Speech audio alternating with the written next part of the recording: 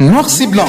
Noir si blanc, il y a mardi, nango ya 9h05 et koyamba. Bandeko ya M14, mouvement citoyen du 14 juillet. Mama Ali Kambo. Assemblée provinciale ya Nord Ubangi et Utiko pesa nzela na gouvernement Malo Mobutu Ndimba pona ko bandisa mosala na nzela ya investiture ya équipe gouvernementale et ezali publié ou to arrêté le 2 novembre et Utiko lika. 10 ministres provinciaux bakisa des commissaires spéciaux ndeba ko tambwisa gouvernement eye. Mituna Nini M14 et moni ya malamu pe ya mabe au kati ya composition ya gouvernement eye. Esengeli na bana Nord Ubangi kotia espoir na bango ote ya équipe ya sika eye pona tombo ya province kobanda ndeko na biso Malo Mobutu azwi ebongo ya kotambwisa etuka ya Nord Ubangi nini ya mabe pe ya malamu asili kosala oyo bandeko na biso M14 bakoki kolobela. Ongambo esusu bandeko na biso bayebatika ka ozando enene ya gbadolite bazali kolela ete taxe eleki. Nini bandeko ya M14 bakoki kosenga na bakonzi pona kosilisa likambo liye. Ndeko sinda motuna na yo yambo émission ya mardi na ngunga ya 9h05 na bandeko na biso ya M14 na 083 00 22 834 089 45 35 067. Okoki pe kotinda voice na yo na nzela ya WhatsApp yambo émission na 097 79 16 401. Topeli susu na 097 78 49 159.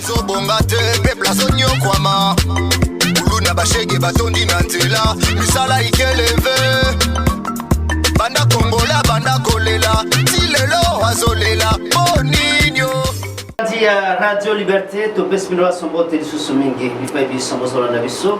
Na kat na tranche ya émission na biso ya Mokol Malelo, Noir si blanc, ya Mibongo M14. Technique ya ndeko na biso Platini Kombuta Kabie, Joël Mapasso sur le micro.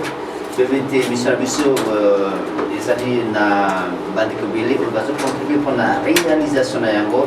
Topes minoa sombote pe boibola mona tranche ya émission na biso Mokol Malelo, ya bandeko na biso ya M14. Topes minoa sombote tout na invité na biso ce vote à Congo peut représenter. Ndeko Trésor Tomene, Ouazali, président de la commission spéciale à M14. Merci Ndeko Tomene, deuxième invité de l'émission. Oui, il y a Shadrach Toros. Oui, merci Ndeko Shadrach qui a pu m'aider à la mission. Information Zaka Moko, Ntoro Bela, la 4 tranche émission de qui a été gouvernement. Le 4 les arcanes investiture, il y a gouvernement Mano. Troisième gouverneur, il y a province de Nord-Ubangi. Et puis, dans le deuxième numéro d'absolu, deuxième point, il y a mis taxes, différentes taxes, où ils ont marché. Central, il y a Badolité, tout le cas, il y a un groupe retombé sur le terrain, et taxes, il y a des oiseaux, ceux qui sont alors. Tout est-ce que vous êtes informés dans le gouvernement, il y a Malo Mobutu et il y a depuis les deux ans. Nengo yebi to zalaka toujours bagarder le temple na province Nord Ubangi to kebala penza makasi na ono sur le na province lokola moto nyonso lokola ono swazana bolinga province na ye to landaki comment gouvernement provincial ya sikizala publié et puis investir na yango lokola moto nyonso. Vous êtes informé? Oui, suffisamment informé, puisque nous avons un patriote, nous avons un citoyen, c'est de la révolution à la mesure de la mission. Vous avez pas de gouvernement Malo, depuis le 2 novembre 2022, gouvernement, ils en ont 10 ministres, plus 2 commissaires spéciaux, réactionnaires, plus Maman Bokazan, la secrétaire exécutive. Alors, réactionnaires, ils en ont point chaud dans les années. Vous allez poser le gouvernement parce qu'il y a dit oyo bazalaki on bazalaki ba démissionner, c'est-à-dire bazalaki au gérer juste va faire courant.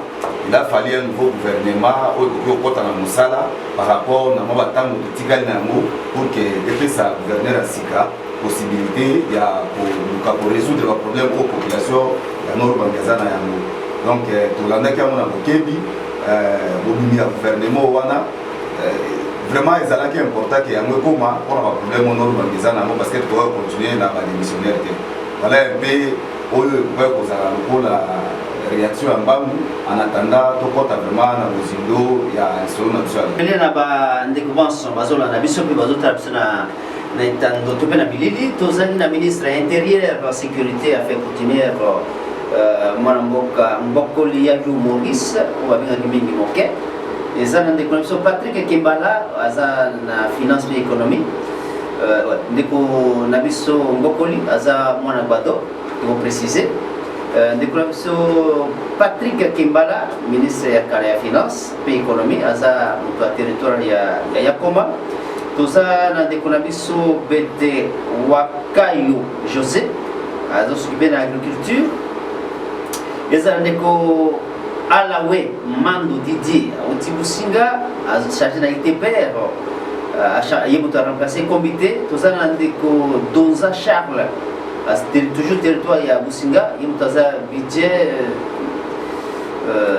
transport et tetiri toza na ndeko Koma Bakochi Willy azamuta bosobolo azosukube na environnement et développement durable ndeko Bendo Galawa Benoît azamuta Otombanza conseiller azamuta Otombanza territoire ya Mumbai azosukube na affaire foncière Dawili Banga Mogo azamuta territoire ya Businga aza na santé aza reconduit parce que bango baza misato tozana ndeko Yangao pe tozana bandeko mibale oyo baza na deux commissaires eza Raphaël aza na plan industrie et puis porte-parole ya gouvernement tozana madame Yakasa Bembide Ide yutaza secrétaire nomination et salemaki dernièrement alors Businga eza na 4 Bosobolo eza na 3 ça fait 7 tozana Mumbai na Otombanza moko villa Kodete moko Yakoma pe moko voilà un peu d'une manière brève ndenge gouvernement ipesangalo tant que c'est réaction il y a N14 par rapport à la mise en place et à gouvernement malo au banda vraiment la configuration du gouvernement oyo ce que moni ndenge uti ko tanga origine ya chaque ministre chaque membre du gouvernement kotala article 190 ya province na biso 198 plutôt il y a constitution na biso na kati ya article wana ezoloba que gouvernement provincial est composé na gouverneur vice-gouverneur et 10 ministres au maximum déjà total effectif wana il y a 12 provinces à nord bangezo se retrouver na kati ya situation moko bien ya kokabula situation irrégulière situation moko ya malamu OK chaque secteur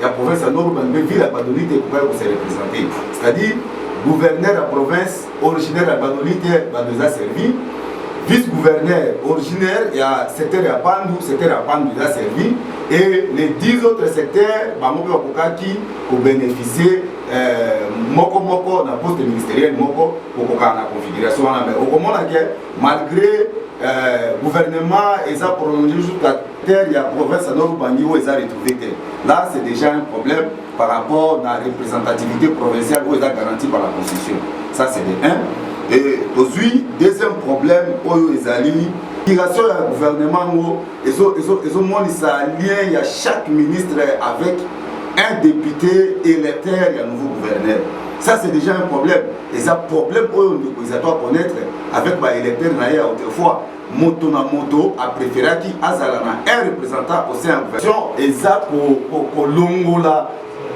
assemblée provinciale moko ba prérogative na yo za pour contrôler l'exécutif provincial c'est-à-dire quoi tant déjà un député a tié mwana na ministre un député a tié cousin na ministre un député a tié neveu na ministre c'est-à-dire l'Assemblée provinciale et qui peut constituer majorité ou voter qui gouverneur de la province à ce moment-là bazali sur la possibilité de contrôler le gouvernement provincial et c'est cette situation où et lui aussi comme il n'avait pas la bonne foi pour aider la province à profiter de la mais toujours revenir à la même situation aujourd'hui où chaque ministre est désigné par un député électeur et un gouverneur de la province. G11 les a créés non pas pour servir la population mais pour servir les députés.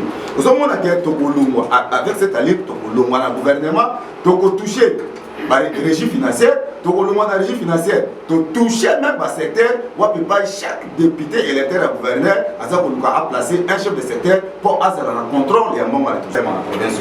Là, c'est seulement une partie, il y a comme un problème, mais il y a trop de problèmes à relever dans la configuration du gouvernement. Ce qui total, par exemple, l'article 14 de la Constitution, où ils ont gravement violé dans l'alinéa, alinéa 4. Oui, l'État a responsable de la mise en œuvre de la parité homme-femme. Et les représentants de l'État dans la province, c'est le gouverneur.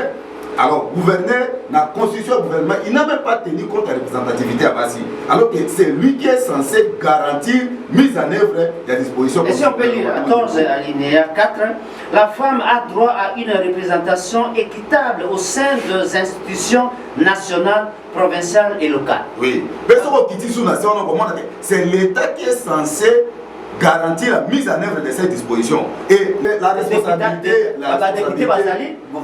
responsabilité d'abord incombe au gouverneur de province parce que c'est lui qui est censé garantir cette mise en œuvre. Et la deuxième chose, vous allez voir que même les députés femmes qui va désigner bateau, ils n'ont même pas songé, ils ont désigné aussi des hommes. C'est catastrophique l'ordre de dans nos urbains. Voilà en quelques mots où ils ont un problème constaté dans la configuration du gouvernement. Ils ont inquiété que tous risqué pour revenir à la case de départ. Parce que les Koisato abandonnent G12. Alors, le nouveau gouverneur, au Belemanaye, au Belema, entourage naïe, tu sens qui la volonté à changer et pour tika l'élo électeur naïe va prendre en otage, va confisquer le gouvernement naïe. En tout cas, tu doute fort que Norban Sengeli a mis le salaire comme malam dans le gouvernement qui a mis en place. Shadrach Maloba, vraiment population sans flatterie. Nous devons préciser une chose parce que la fois dernière quand on a animé l'émission, les gens de commission tout le temps va combattre vous allez dans banda kuna bango on a ce qu'on intimidé c'est au sein de éviter tu es place au utaki ne après tout comment tu es place au utaki tu es pas de bisonyos tu es bien tous abo pe lobby mandat ya l'état pesi la oui muto azali kolera mubeko ya azate ce qui peut muto habite na teka tambati na kufa aoteka mbati pour na Congo si faut même que ça la sacrifice suprême biso to molimo c'est tekama tous les missions pour tout l'ingimboka, tous les promesses d'Abisso. Et ça promesse de Zaka Binote. Tant bien que voter population, vous pensez combien? Et vous avez combien de mandat Nabino? Il faut comme ça, il faut mettre la bouche dans la poche pour pas le battre parce que vous avez XY. Tokoluba. Il y a un autre en 2023, tu obtiens l'Ibaya, tu as appelé Nabino. Tu obtiens l'Ibaya. Congo est à Bissonyos. Et c'est vrai que chaque ministre a été par un député. Noir sur blanc. Bon, oui, à tête, tout à l'heure. Toyebi. Voilà. Alors, quand il y a une intimidation, parce que biso tous congolais, biso tous na nord bangi, moto lengi samoninga zate. Boti ka blague, tobe yango eza ba blague. Non, biso za musa to sala, eza pona bolamu ya wana. Boti ka lo biso bozate, basala kinini. Trace ngo tikaki. Ça dit to uta ina ba député uta imana ka ba ye. Mama Teresa ye. Ils attoyaient des choses qui ont expérience bana mboka basana tant que nous comme il est là boy ba makabion sur le canal na Congo yi bien monté mais ba tumso ba maîtriser na négociation na te basala constitution le bien moi si mon pas na quantité mais bina vous allez ba législateur mais tant que vous êtes ba gouvernement boy tant que vous avez signé responsabilité et zali population est bien 2023 aux Arabiso n'a pas acte sur tout ça nous sommes là pour dire la vérité parce que bana mboka ba yi bien Tellement vous avez un côté, vous avez un boulot pour se piloter parce que tous les Irlandais, vous avez déjà anti-sang. D'autres ça, vous avez un bilan il y a 100 jours, il y a un voilà, tous les gens qui ont la deuxième invité, réaction à la chose par rapport au gouvernement, au 10 ministres, moi c'est Azate, peut créer commissariat, alors qu'il y en a deux, il y a un décoisato, commissariat qui est là, Moïse Mokobi, Azaraki, peut-être que tout le monde va le faire. Démissionner. Comme un patriote. Au peste ya musele za na nzela mote na vite na usala mote. Voilà, Nego. Je pense que il a pour la mission le gouvernement est mis à motif à déception. Pourquoi? C'est parce que le gouvernement est mis ici, le gouvernement a place là, il faut garder ce qu'il va voter pour Bakuma. Il y a un moment où ils ont copié collé. Ils ont mis greffe pour reprocher qui n'a prédécesseur et il y a un monument. Surtout que n'a pas la nomination, je pense qu'à son la population demain a fait des récompenses dans Baïli à récompenser l'électeur à récompenser l'électeur puisque au moins ni par ailleurs pouvoir gouverner a un pouvoir discrétionnel. Nous devons penser que tant qu'il y a du pouvoir chef de l'État prendre acte il a la main libre. Il y a beaucoup aller pour faire avancer la province. Mais le cas contraire, c'est que nous constatons que sont source. Il y a des ministres qui sont placés au moment où chaque électeur a tiré un dividende. Juste pour confisquer déjà le gouvernement en place, il a confisqué. Et ça n'est pas la représentativité à la femme. Donc on a un pouvoir ou en terre. Ailleurs, on a mis que moi, si parité est constitutionnelle.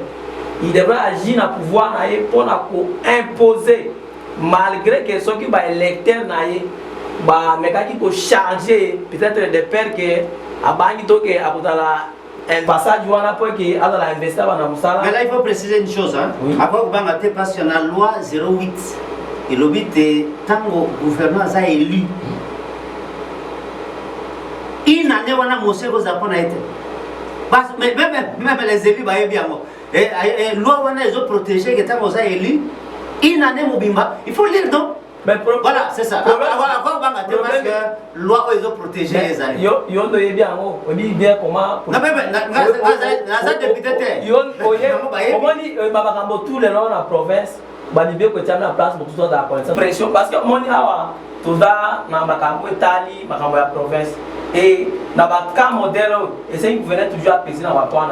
Ce qui est notre femme, va limiter. Et le gouverneur, a bien que ma femme va arrêter, que moi, si femme va toujours représenter. Mais le la base, oui, le la base va représenter. Ça montre en puissance que hier, à tiki pouvoir, le député va jouer en place. Et va mettre bateau et c'est un qui va dire et continuer toujours à mettre la province par terre. En tout cas, on va surtout apprécier les amalams. Troisième chose aussi, autre que nous au moins une province à Nord-Bangui et comme le monde a laissé aller. Est-ce que dans la province, il n'y a pas la capacité, il n'y a pas personne compétente. Donc, au moins, il va bien que nous avons des sorties. Non, on fait un effort, il y a besoin. On va dire ça ici. Sortie médiatique avec le gouverneur Salim, un très mauvais pas. Et un très mauvais pas, moi, je suis dans une mauvaise sortie. Et que, à louper, pas créer faute. Et faute, on est comme un carton, et ils ont créé, et chaque fois l'équipe, l'équipe, il y a la population, va supporter la population, l'équipe, il y a la province à Nord-Bangui. Oui, il a ajouté quelque chose par rapport à Tolanda qui gouverneur la province, comme réponse devant l'Assemblée provinciale. Oui, même il y a un peu parce qu'il y a le bas qui était ton nom, après que ça, le quoi avec la province, c'est ça, bien, tout l'année dernièrement, puis tant Maître Limbaya, gouverneur Mungala. C'est ça le problème. Par comparaison, c'est ça le problème. Utiliser la politique au détriment d'illégal. C'est-à-dire quoi? Mon bec au lever le oui, mon bec au lever le bateau, qui va basculer dans la politique, on va justifier le Kobasali. C'est-à-dire quoi? Constitution et reconnaître l'autonomie à la province, et ça dans la gestion. Ce que tangi na loi sur la libre administration des provinces, est consacré à l'autonomie à la province.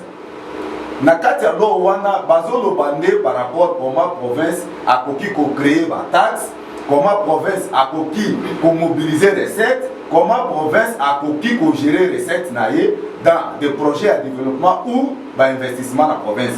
Mais ce qu'on a la constitution a limité ba ministre, a limité ba membre du gouvernement na gouverneur, vice-gouverneur, ba ministre dans l'article 198. Nulle part ba cité commissaire provincial. Et la constitution est le but que la province est en armée et en police. Il y a des gens qui sont la constitution que la province est en armée et en police.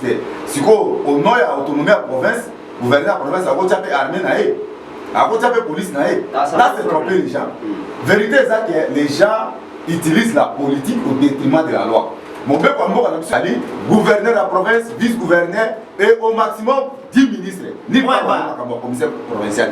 Ça, c'est tromper les gens. Et ce qui va province, mais on ne doit pas imiter le mal. Sauf que nous par exemple,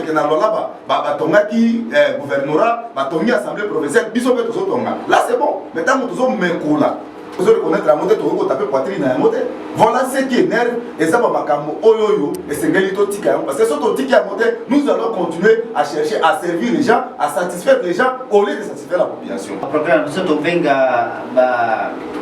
ex-ministre provinciaux, ex-députés provinciaux, il y a normalement Bazawa, nous avons un costaud, nous avons Kapalata, nous avons Papa Mbio, nous avons Alves, Bazawa, député provincial, plus ou moins 13 ans, nous avons Makamozeri Ganandor, nous avons point de vie.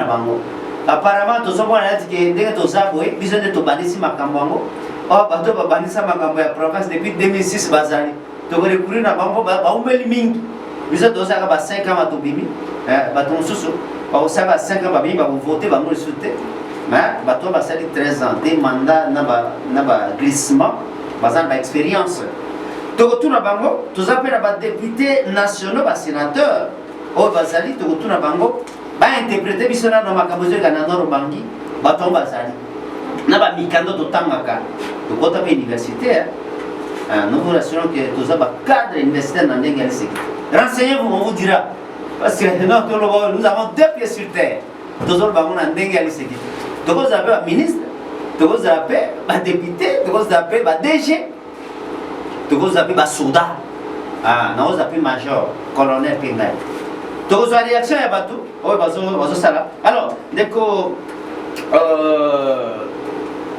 oui. Tous allez évoluer dans le cadre d'un gouvernement. Alors, retomber dans ce que tout le monde c'est toute recommandation des années pour un gouvernement il y a mal. Tu reviens d'abord dans les députés. Les députés provinciaux électés, il y a gouverneur et c'est le même professeur Norubangi et Zano Pango et Wabuti n'a pas monté pour que Bazar ait plus de droits par rapport à Norubangi Moussou. Pour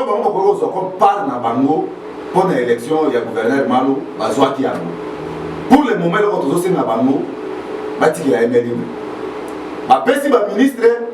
le ministre pour servir l'intérêt de la population. Alors, il est libre. À quelque chose et que la bénéfice de la population pour un mandat. Parce que tout le monde dit que les la population s'est retrouvée de l'autre côté. Et dans moi, peu de temps, tout le monde a tout osé la tour. Donc, pour nous, le coup la base qui va décompte final dans le va se servir dans le ministre va nommé. C'est vrai, vous avez nommé, vous avez désigné par un député, mais il n'y a pas que ça pour servir l'intérêt à député, mais pour servir la population. Vous avez déjà investi. On a évité ce qui est remise et reprise, c'est que vous avez un plein pouvoir aux hommes dans Moussala. Le coup aux hommes dans Moussala, sous le gouverneur pour la vision, pour satisfaire la population et non pour satisfaire les députés.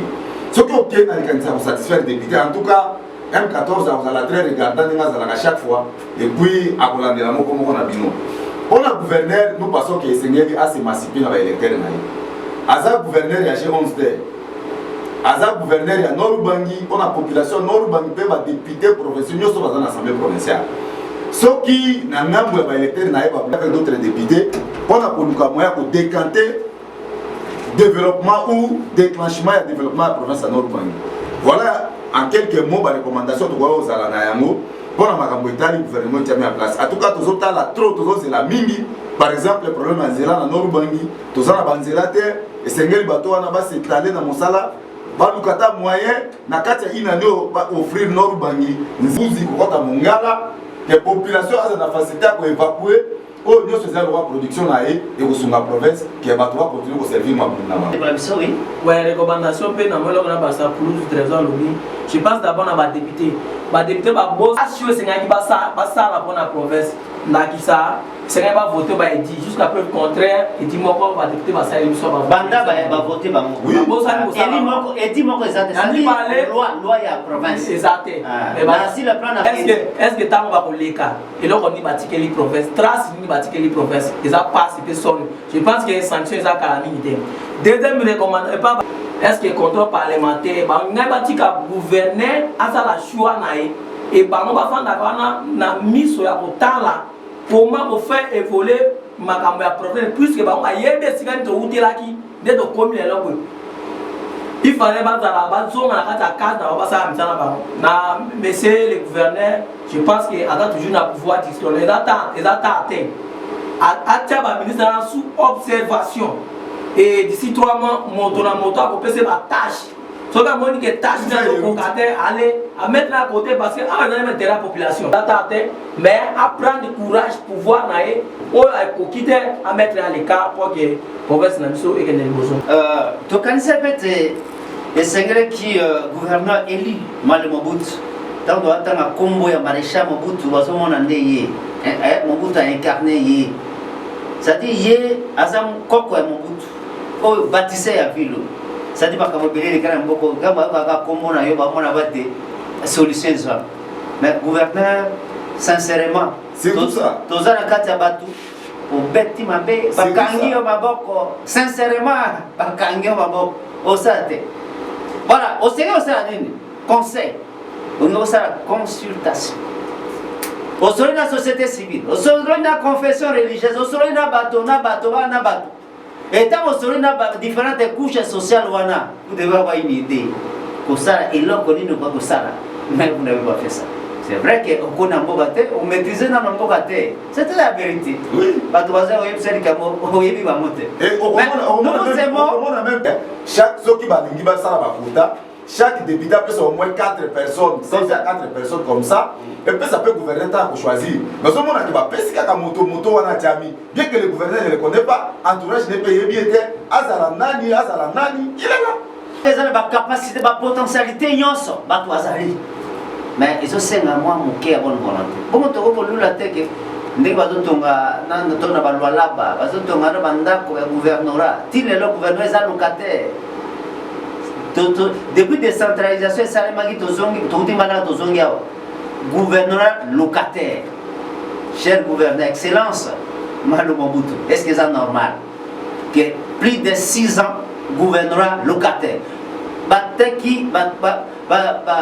Le site lotissement qu'on met à Namboboy, gouverneur d'un côté, ministre, peut-être tous les ans locataire. Est-ce que c'est possible ça? Voilà.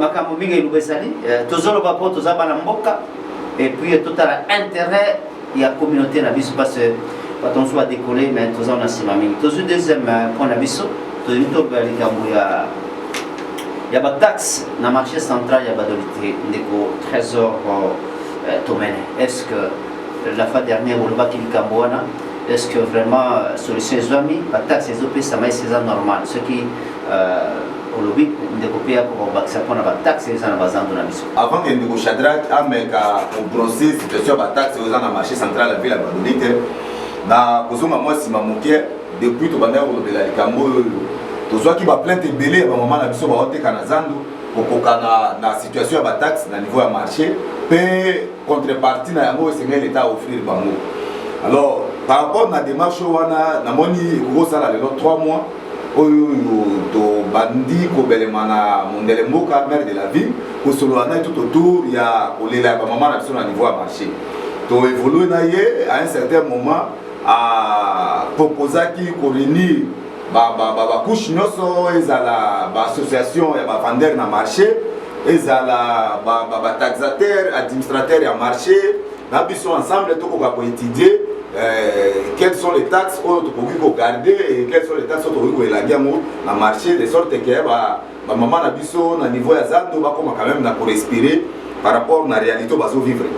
Alors évolution wana toke ba rendez-vous marqué les cas qui est belé et au moment où tozo évoluer na ba rendez-vous marqué il s'est fait qu'un incident moko est arrivé dans le marché wa pepa maman moko ayaki côté kandunda na koteka ndunda na ye premier jour esombami te azongi deuxième jour aye le temps aza koteka taxateur aye afutisa ye na discussion wana taxateur abeti mama wana pene na liwa bamemaki ye na hôpital inconsciente asali bamikolo na hôpital bakoassiste ye maire de la ville a assisté ye jusqu'à ce que mama wana azwi basoin et tocontinue kobelema na mokonzi ya mboka toyeba koluka solution na problème wana po ke ezongela lisusu te voilà un peu situation eza na marché avant tokɔta mpenza na baréalité na kosenga na ndeko Shadrack ameka kobrose situation ya bataxe oyo eza na marché central mpo oyeba combien bamama oyo baza na zando baza kosouffrir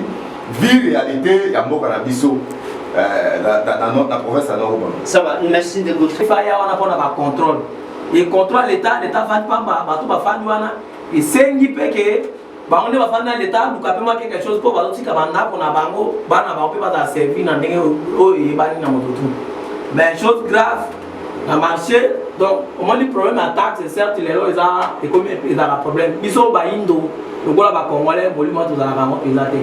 Donc ba maman na biso quelque part na ba teki na zando to senga na pena bango ke tango déjà l'État a tiré taxe na ngambo na bango et sengeli eza devoir na bango ba sakitaka nango ba futa prendre soin ya zando ba prendre soin ya ba problème susu pour servir pe na fonctionnement l'État entre autres mairie ya liboso na moni lo to senga et pas ya bayangeli ya zando je pense que bango pe devoir na bango ya liboso pona pako eza pona ko tango ba komola pako il faut être la wana pona ko résoudre baka nyonso pe okoma na zando tozindakisa affaire mama maintenant mama na taxateur compréhension kotaki et que maman abeta ma chose grave sur explication na zando mbongo ezaki 6 places c'est na caisse ezaki pe à 00 je me demande mbongo bakomola kendaka wapi mbongo kendaka alors que ba mbongo wana eza na retour entre de résoudre problème à marché et ça dans nos propres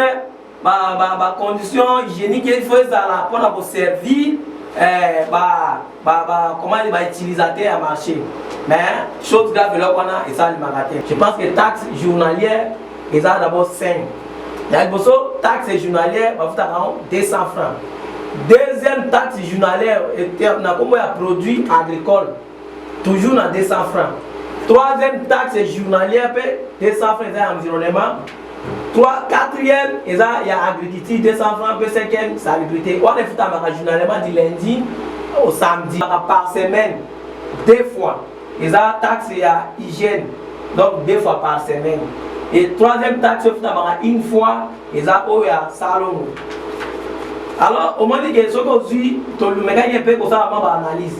Et que ce qu'on dit 200 francs, on multiplie par 5, plus 500 francs. Oh, il y a Salongo, je pense que tous les gens ont 1700. Malgré l'autorité, ils ont été bon, en terre, taxe, bon,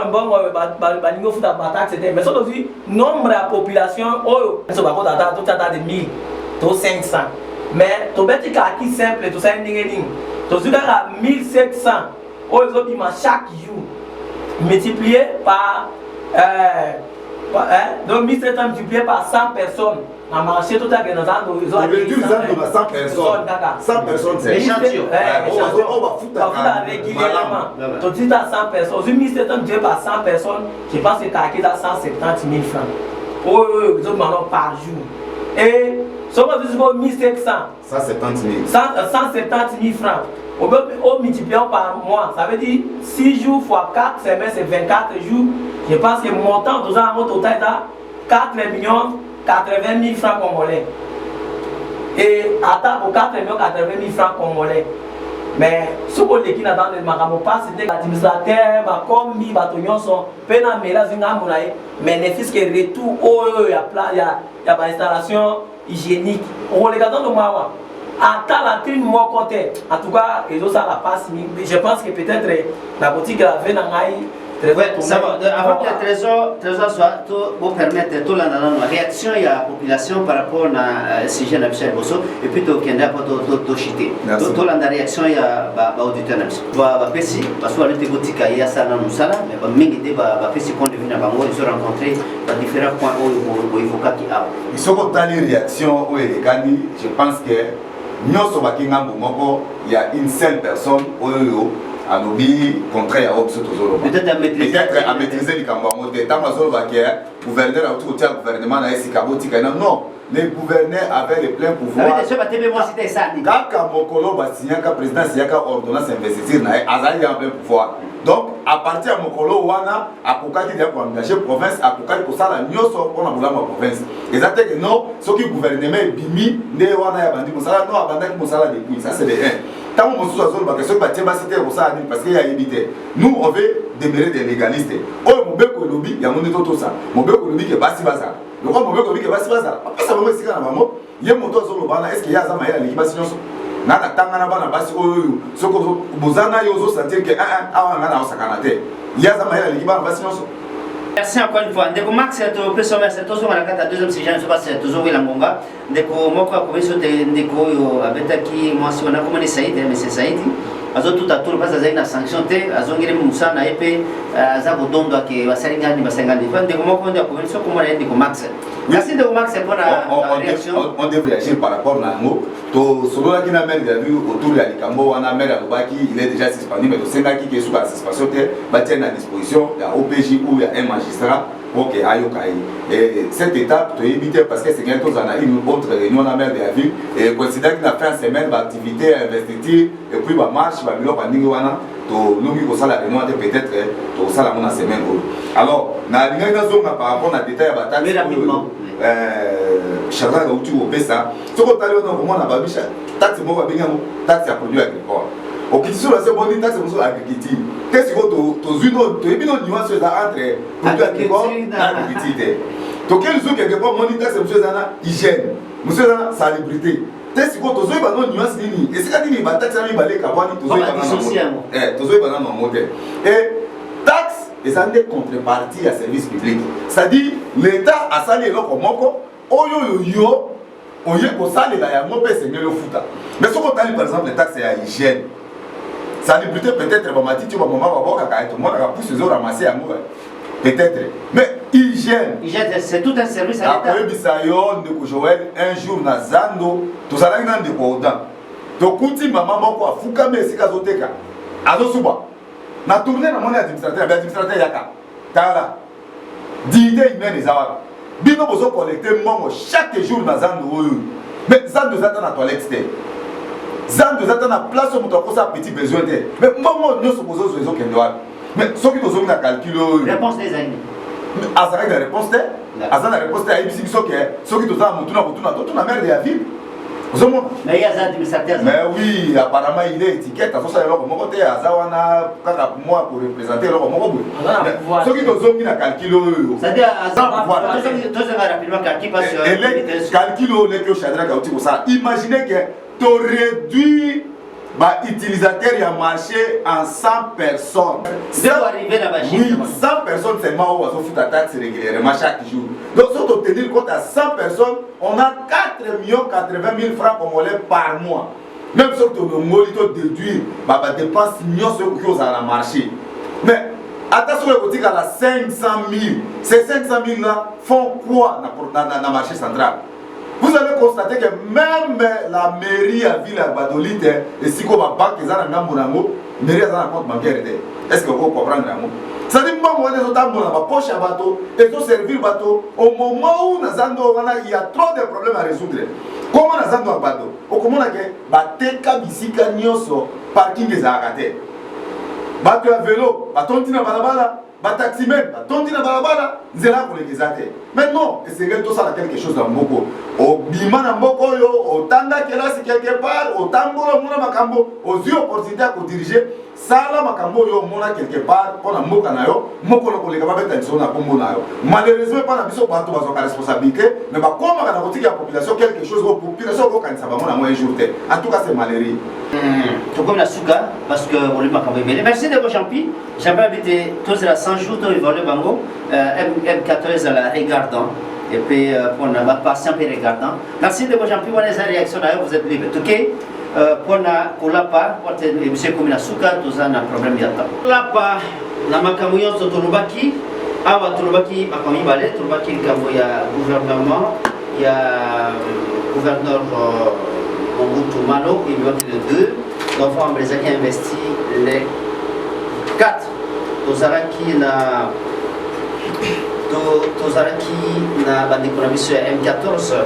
Puis, Tozaraki na 2 commissaires spéciaux. Alors, tout le monde vrai ou faux? Parce que vous avez vu que le ministre de l'Union, Mal Mobutu, a nommé le gouvernement le 2 novembre. Bangotu Bautina G11, vrai ou faux? Vrai. Oui, mais c'est l'ambition que l'article 14, il y a Constitution alinéa 4, ils ont violé parce que représentativité, il y a moi si ils ont été vrai ou faux? Vrai. Oui, mais c'est l'ambition de gouvernement Oyo, ils ont dit gouvernement, il y a Isato bis, vrai ou faux? Vrai. Oui, mais c'est l'ambition que dans Zando, taxes ils allaient belé, mais retombées, ils allaient dans le marché de la ville. Je ne sais pas sûr, mais même ils ont un compte bancaire. Vrai. Vrai. Alors, tozongi okusama bako eko tumene résumé makambo nyonso tolobi po émission combination.